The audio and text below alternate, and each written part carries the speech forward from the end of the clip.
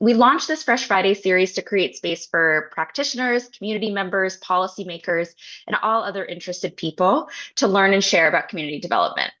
One Neighborhood Builders has a new CEO, Peter Chapman, and there's also a lot of uncertainty nationally about the future of government funding for housing and community development. So we wanted to provide some space to explore where do we go from here? So before we go any further, just a few quick notes on logistics for the day. First, please note that we will be recording this session as we intend to share it with interested individuals who were not able to join us this morning. Second, if you have questions or comments while one of our panelists is speaking, please feel free to leave it in the chat and we will try to incorporate it into the session. We probably won't be able to answer all questions, but we encourage you to ask your questions in the chat. Third, we want to remind you that if you hear a phrase or acronym that you aren't familiar with, we encourage you to ask about it in the chat. I'll be watching the chat and we'll jump in to explain as I'm able. This is a space for learning, so we encourage you to use it as such. And fourth, please take a moment to introduce yourself in the chat. So today, Cortney Nicolato, President and CEO of United Way of Rhode Island, will ask Peter Chapman about things like his priorities and his observations of Rhode Island in his first month on the job. Cortney also will ask some audience-inspired questions from some submitted before the session. So feel free to put some additional ones in the chat and she'll try to incorporate them into the session. So Cortney, take it away. Great, Alex. Thank you so much and happy Fresh Friday to everyone. It might be raining outside, but we got fresh faces and faces that I know and love in the hospital. Okay, Cortney, that's Friday in the housing sector. And so Peter and Lena and Brenda and Gloria, all folks that I just admire greatly, and many, many others who are on this today. So welcome, welcome. I'm excited because I, along with you, are going to get to know Peter. I've gotten a chance to visit with him and spend a little bit of time, but excited to learn more about Peter, his experiences, and his excitement, which is no doubt for this role and for Rhode Island. And so, Peter, welcome to Rhode Island. We're glad you're here. Thank you. Thank you, Courtney. Great being here. And I'm excited to participate in my first Fresh Fridays discussion. Well, I'm excited. It's mine too. So we'll do this together. And so, Peter, what brought you here? Why OMB? I mean, you know, you have an incredible wealth of experience and insights. And, you know, I'm a fan of OMBs, but tell me a little bit about why OMB for you. Yeah. So again, good morning to everyone. Thank you for joining us. So I think it's important to point out that I have deep roots in the Northeast, in New England. Started my development career here after attending graduate school at Tufts in the Urban and Environmental Policy Planning school there. And then went on to work for the Mass Association of CDCs, and then became part of the leadership team of the Madison Park Development Corporation. After doing that for about 4 years, went away for a couple of years and was recruited back to the region to work for Apt Associates in Cambridge, Mass. And so I've had these longstanding connections to the region. Earlier in my career, earlier in my trajectory, Courtney, I almost went to school here, almost went to undergrad here, chose to go to another school in Connecticut for college. And then I was recruited to run a CDC in Providence. I declined that opportunity. So the third's the charm, right? In terms of ONB, I was initially guided here by some very well-respected community development practitioners and leaders in the Boston market who knew of my interest in returning to New England. And so as soon as they learned about that interest, they said, you need to check out One Neighborhood Builders. And a couple of things that drew me to the organization was the fact that they had this robust pipeline of affordable housing projects in the works. So we have 600 units on the ground, another 400 under construction or in the pipeline. That was a pretty good indication that the organization was healthy and productive. And I also like the fact that One Neighborhood Builders had and has a long-standing place-based focus on Central Providence, where we're engaged in, what's called One Central Providence, and also the health equity work, which really looks at systems change around housing, health and human services, equitable development, and all those good things. And so that was a pretty good indication that the organization was forward-thinking, progressive. And I also bonded with members of the board during the process. And so after it was all said, it appeared that this was a good fit. And it's been a whopping 6 weeks, and I have absolutely no regrets. It's great being here. Well, that's great. And we're glad you're here. And it is that process, getting to know the organization and, making that decision on it. Am I the right leader at the right time? I feel like is a very, very important point. And as having gone through a very similar situation now a few times, you want to be the right leader at the right moment at right time. And at the same time, make sure that you have the strengths that are needed to elevate and continue to accelerate ONB. And you have to make sure that the board is the board you want to work with, right? And I think, I'm very lucky and very fortunate to have an outstanding board as well as yours. So that resonated a lot with me. For folks that are just joining us, welcome. We're glad you're here. This is Fresh Fridays, and I'm Cortney Nicolato, proud to serve as president and CEO of the United Way of Rhode Island. And we have and are interviewing the brandy new 6-week-old CEO of One Neighborhood Builders, Peter Chapman. So Peter, like me, you're coming back into this area and getting to know the work, but also, Rhode Island is fairly, new as you think about the market. I'm curious about what are your observations around the housing market in Rhode Island? What have you learned so far in those observations? Yeah, no, great question. And let me first say that I serve on the state's Affordable Housing Commission, so I've had a chance to engage with a number of folks around that table, including the new housing secretary, Deborah Goddard, who I know from my days in Boston, doing large-scale public housing redevelopment in Roxbury. And I'm encouraged by some of the activity I see, quite frankly. So I've also spent time with House Speaker Shikarchi and other legislators, and there is a package of bills working their way through the process that are intended to address, regulatory reform, process reform. There is a bill that lays the foundation for nonprofits and other well-meaning entities to get access to vacant state-owned property. And so those are very encouraging things. I like the fact that the state has prioritized a portion of its American Rescue Plan Act money for affordable housing. There was a $120 million bond issuance, which is encouraging. But we have quite a bit of work to do in the affordable housing and community development space. It's no secret to people tuning into this conversation that we don't spend enough on a per capita basis for affordable housing. When you look at us in the context of not even the country, but just in the region, you see that what we spend on affordable housing per capita pales to what Connecticut spends, which is about $600.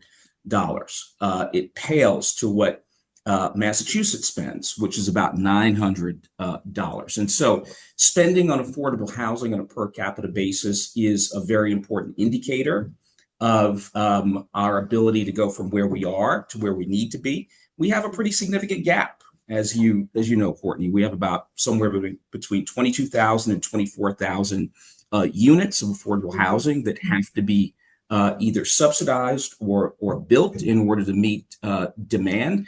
And so that is going to take a village, as they say. So I'll pause there. A lot to No, say on no, that it's issue. great. It is. And I sit with you on the Housing Affordability Commission, albeit we haven't had a chance to sit together in that meeting yet. And if you asked me 6 years ago how I felt about the housing and the work and the progress, I would say, whoa. We're way far back from any type of progress. We are making progress now, but it is, to your point, we are scratching surface, right? We are absolutely scratching surface, and we need to continue the momentum. Right now, for folks that may not know, there is 12 bills in Speaker Sirkarchi's housing package. There's another 8 bills in Chair June Speakman's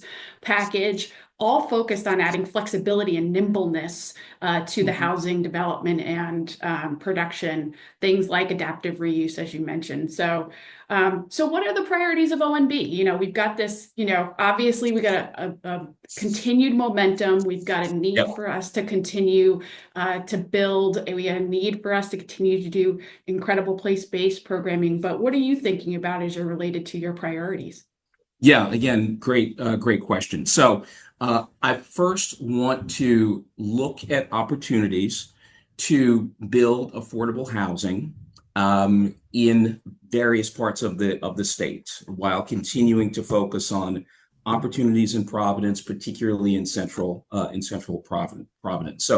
So really building on this incredible pipeline that we have. And I should also indicate that when we complete those 400 units that we have in the pipeline and under construction, we'll be at the roughly 1,000 unit mark, which will put us in the top tier of affordable housing development entities, really in Southern New England, which is a very, very important distinction. So I really want to build on that success and cultivate relationships with stakeholders around Rhode Island who will bring us into the market to do more projects. I also want to ramp up what we call place-based work. So going back to what I said about work that we've been doing with several dozen, about 60 different stakeholders in Central Providence, that model has been a very effective advocacy, community building, and systems change model around a host of issues, as I mentioned, housing, health and human services, education. But I think as a housing development corporation and as a CDC, which is no longer just a CDC, but really a statewide entity now, I think we have to use our technical proficiency and our resources to facilitate more housing development, right, in those areas. We have to look at our, technical expertise around economic development to see what partnerships, what strategies can be brought to bear to improve workforce development outcomes for folks, right? And again, this place-based strategy, this holistic place-based strategy that I'm talking about, it's not new. It's rooted in best practices that we've seen in various parts of the country, but we haven't really done it, Cortney, in Providence. So I have a pretty robust vision around place-based work in Central Providence. And then related to my priorities in the first two categories, I want to look at how we do more mixed income housing, right? And I know that might scare certain folks who are accustomed to the OMB that has focused on housing for people earning up to 60% of the area median income. But the reality is there are a lot of people who don't qualify for the housing that we build who need housing, right? Yep. So not to get too geeked out, but the area median income for Greater Providence is somewhere in the neighborhood of $67,000, $68,000 for a family of 3. And so as we look at opportunities to foster equitable development, place-based development, I think there is the need for us to incorporate those sort of families and households into the housing that we do. So that will require a more mixed income approach. And so that is a very important priority of mine. And then, of course, diversifying our network of funders, both on the real estate finance side and on the grant making side. We've done a very good job up to this point of building our pipeline, supporting our program activities, primarily with local institutions, but we have to be more aggressive and more entrepreneurial about bringing non-local resources into the work we do. And again, that's a best practice. I'll pause there. I could go on and on, but I will give you a chance to ask some drill down questions if you like. No, that's great. And place-based it has my heart. Collective impact activities has my heart. And so I really appreciate your commitment and your interest in expanding that, thinking about that. I think ONB has been, even the collective budgeting work, participatory budgeting work has been really instrumental and I think innovative and smart. And so as we continue to deepen that, I think what I love about Rhode Island, and you'll quickly see if you haven't already, is the commitment and passion of Rhode Island helping Rhode Island is legit and real, right? Yeah. Sometimes we get in our own way as a state, but we are deeply committed to one another. And I love that, place-based initiatives, I think is going to resonate really well with Rhode Island. And so I'm excited that you guys are looking at that and thinking about that. And we know the data has shown Neighbors Welcome just put a great poll and study out there and results that have shown 78% plus Rhode Islanders know that this is an issue and want to fix it. Affordable housing is a big challenge for everyone and getting to be more and more of a challenge for more and more Rhode Islanders. So thrilled. So 6 weeks on the job, really got your priorities, thinking about your work. How about aha moments?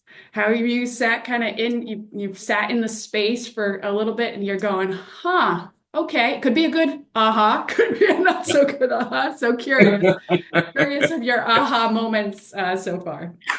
Yeah, no, I've had a few aha moments. I'll focus on one of them, and that is just recognizing the amazing competitive advantages and assets that we have here. And I say this with all due affection for, I say, my fellow Rhode Islanders, because I'm a Rhode Islander now. You are. But I don't think we celebrate our strengths enough. We have, this eds and meds dynamic, right? Education, healthcare. We have five colleges and universities in Providence alone. We've got amazing healthcare institutions and life sciences businesses. And those are characteristics that most cities, right, that I've lived in, that I've served as a consultant, they would kill for. We have this interesting combination, right, of historic walkable communities and these wonderful coastal communities that are aesthetically beautiful, but we don't celebrate those assets enough. And when we look at opportunities to affect change in the affordable housing development, mixed income housing development space, community development space, we also have to think about economic development and how the economic development opportunities that are afforded Rhode Island and Providence, will benefit us from a housing development perspective. And so the aha moment for me is we as ONB, we need to be involved in discussions about regional economic development and opportunities to strengthen and capitalize on those assets that I talked about.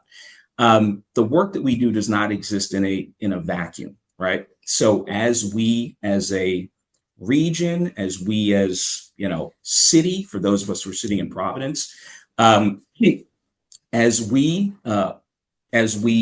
improve those assets, it improves prospects for us to increase our pipeline of affordable and mixed income housing. So that was one big aha moment for me as I sat here thinking about how we leverage off of our assets. Yeah, I think I remember and thinking back, an aha moment for me was how hard it is to develop in Rhode Island. I do think it's getting easier, and land use and the land use enabling legislation has been a big challenge. And I know we've made lots of strides in a better direction.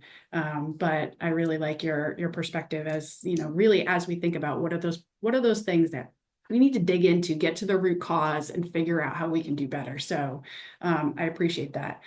Peter, you and I sit here in a moment where the federal government is cutting um, funds left and right, opportunities left and right. They are dismantling systems that have proven their worth. They're dismantling systems that are discriminatory or creating discriminatory practices or enabling inequities that were already pervasive in systems.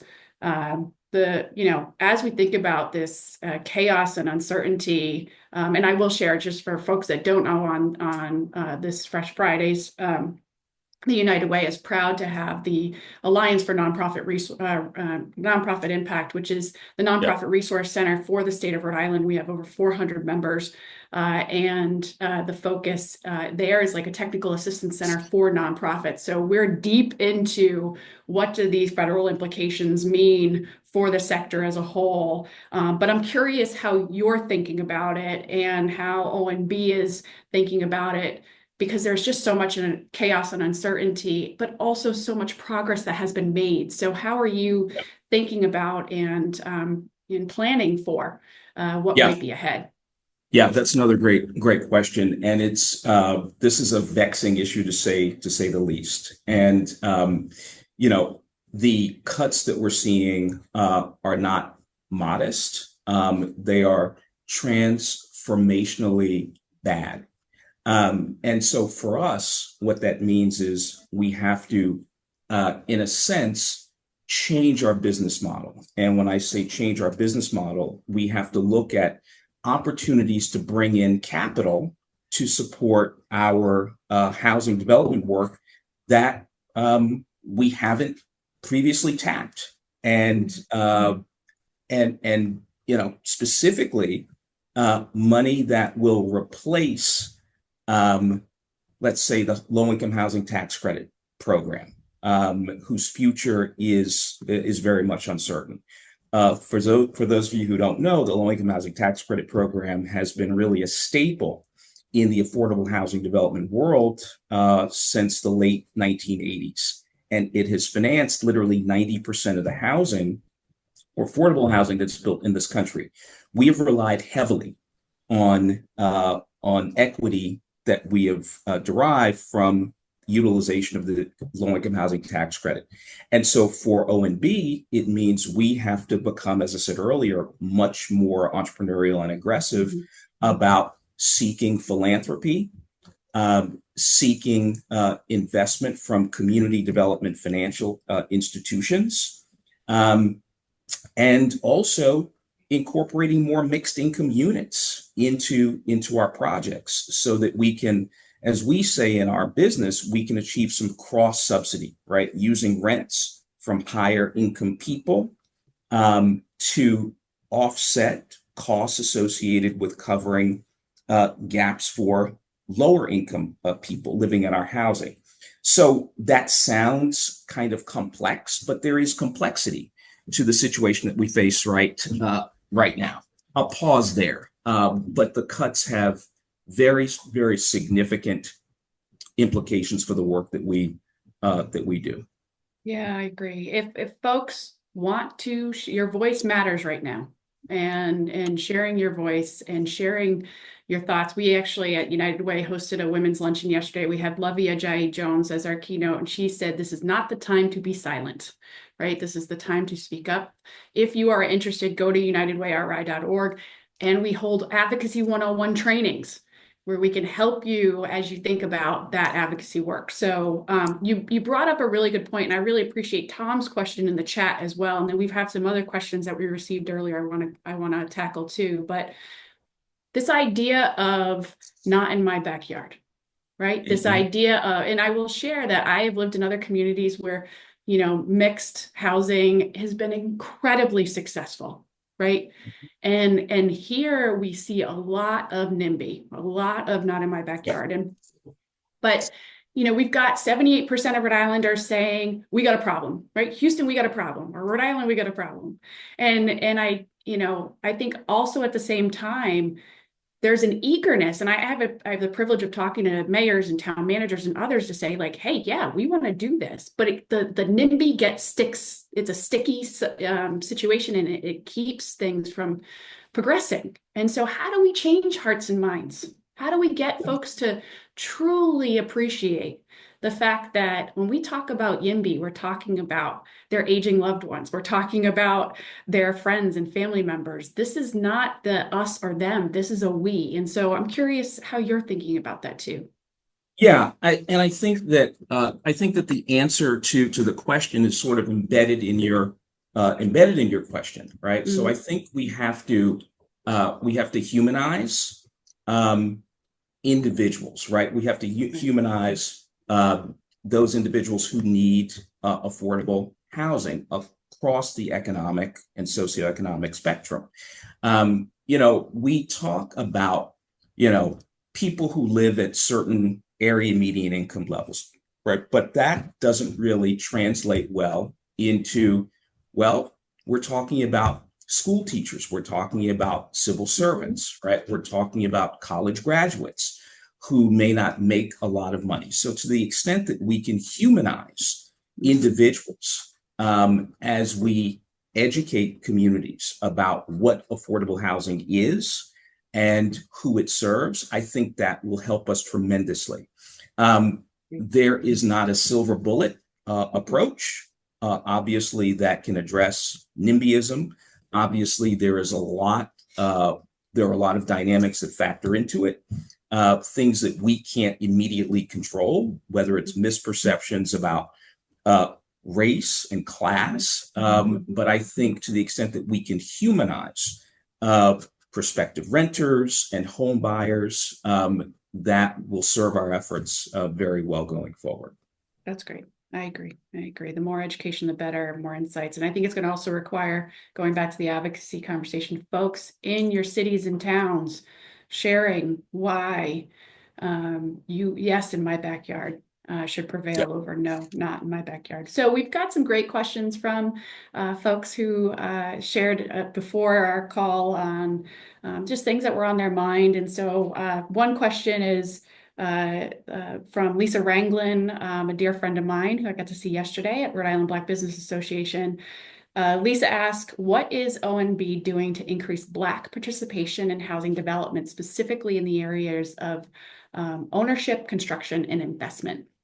Yeah, no, that's a great question, and we have a fair amount of work to do. We have not implemented a program per se, but as I look at opportunities to promote greater equity in the work that we do and in how we do it, I certainly want to learn more about opportunities to partner with Black developers, Black-owned businesses in the construction trades, as well as other groups of entrepreneurs who represent excluded groups, right? Other people of color, women, so forth and so on. During a previous tour of duty, specifically in Colorado, where I spent about 7 years, as a key member of the Urban Land Institute local board, I developed in partnership with Urban Land Institute a program called the Real Estate Diversity Initiative, which is now a national program. It's been expanded into several different markets, mainly in the Midwest and out West. But that program has become a national model for educating and placing previously excluded folks, mainly women, people of color, who are well positioned to become real estate developers, not contractors, but there's a lot of shared space. And so I highlight that because it's going to be important for us to draw from those national leading practices as we try to promote greater equity within the real estate development community here in Rhode Island. So look forward to meeting with Miss Anglin. Good. Lisa's an incredible champion. I know you'll enjoy your time with her. Absolutely.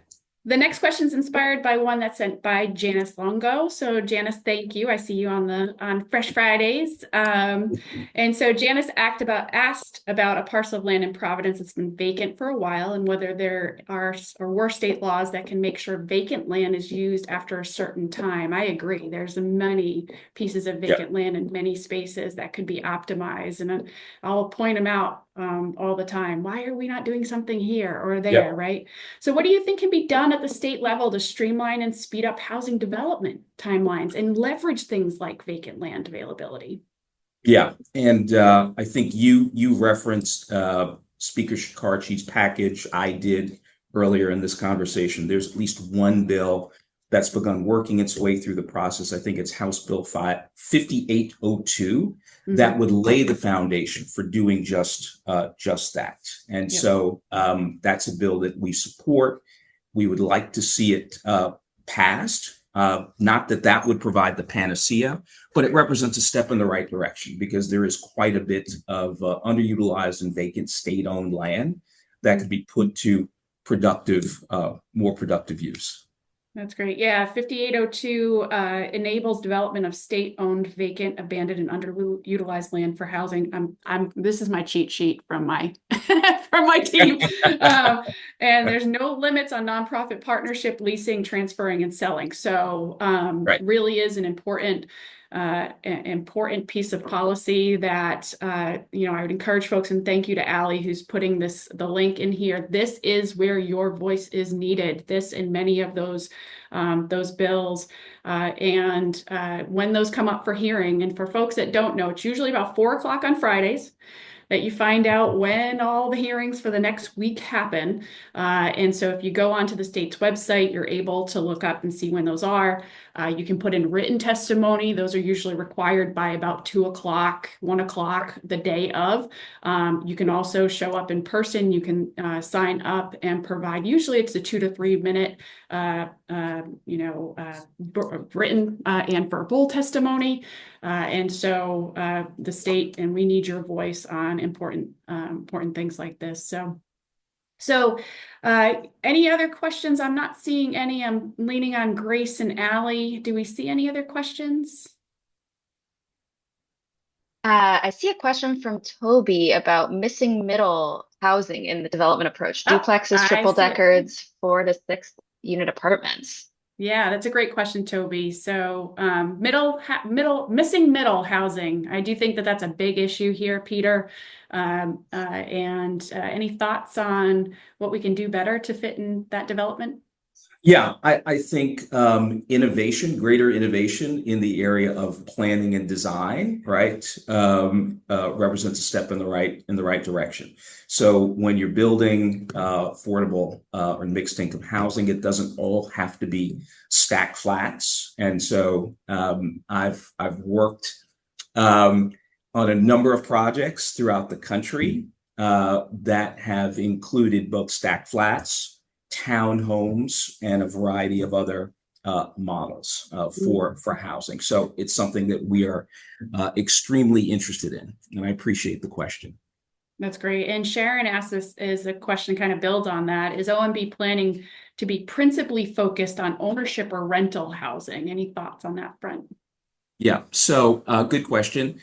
For the foreseeable future, I believe we will be focused primarily on rental housing, but we will also focus on home ownership where we can. Home ownership can be challenging, particularly for low to moderate income people, given the dynamics of lending these days. And so one of the models that we're looking at, it's not a model that you can easily find in this market, but it's called limited equity cooperative model, which is a very important part of the landscape, almost dominant part of the landscape in communities like New York City, Boston. You see limited equity co-ops in Chicago, And limited equity co-ops are essentially a hybrid between full-blown home ownership and rental housing. And the way it works is you don't buy the unit, but instead you buy shares in a company that owns the unit. And that gives very often low to moderate income people an opportunity to achieve some equity in the place where they live without taking on the challenges and the burdens of getting a mortgage and all of that stuff. And so that's a very specific model that we're looking at that will, not represent home ownership per se, but it will give low to moderate income people an opportunity to achieve equity in the very place where they live. Great. Let's learn from others, from other markets. Absolutely. What has worked, what it hasn't worked. We adapted, of course, to the needs of Rhode Island, right? But there is so much to learn. So, Peter, you've got 40 people on this Fresh Fridays who are saying we're interested or we want to support OMB. How do they do it? How do they get engaged with OMB? How do they get involved? Yeah. So I think first starting with supporting the legislative agenda, right? That will remove the barriers to developing affordable and mixed income housing development. I think that's critical. Another way that they can get involved with us is if they know of land, right? That is vacant, doesn't have to be state-owned land. It can be underutilized, privately owned land. And if they want us to take a look at those properties, they should contact us. I think Allie probably has contact information she can put in the chat. We would like to take a look at those properties. Very often as a development corporation, you will identify opportunities through, very, very structured and well-defined business development strategies. But sometimes you have those opportunities that are just placed on your lap, right? And they may come from people in a particular community. So that is one specific way that folks can support the work that we do. Give us a call if you know about properties that lend themselves to residential development. That's great. And in 10 hours, or 10 days, 14 hours, 36 minutes, and 21 seconds, you can give to ONB on 401 Gives. And so 401 Gives, for folks that don't know, is the statewide day of giving. It is my favorite day of the year in our state, where we have now over 600 nonprofits that are participating in that special day, and ONB is one of them. And so as you're making your plans to give early and often on 401 Gives. It starts at 6 a.m. on April 1st and goes to 6 p.m. on April 2nd. And so I'm excited to see OMB raise critical funds for this important work on that special day, and folks to be activated of your time, talent, and treasures, because that's the only way communities work, is when you're giving of your time, talent, and your treasures, whatever is meaningful to you. And so, Peter, thank you for your time today. I really appreciate it. Thank you, Cortney. It was a joy to get to know you, and I'm excited for your leadership and commitment to being innovative and entrepreneurial as we're thinking about really making a dent in solving this housing crisis here in the state of Rhode Island. Absolutely. Thank you so much for the opportunity.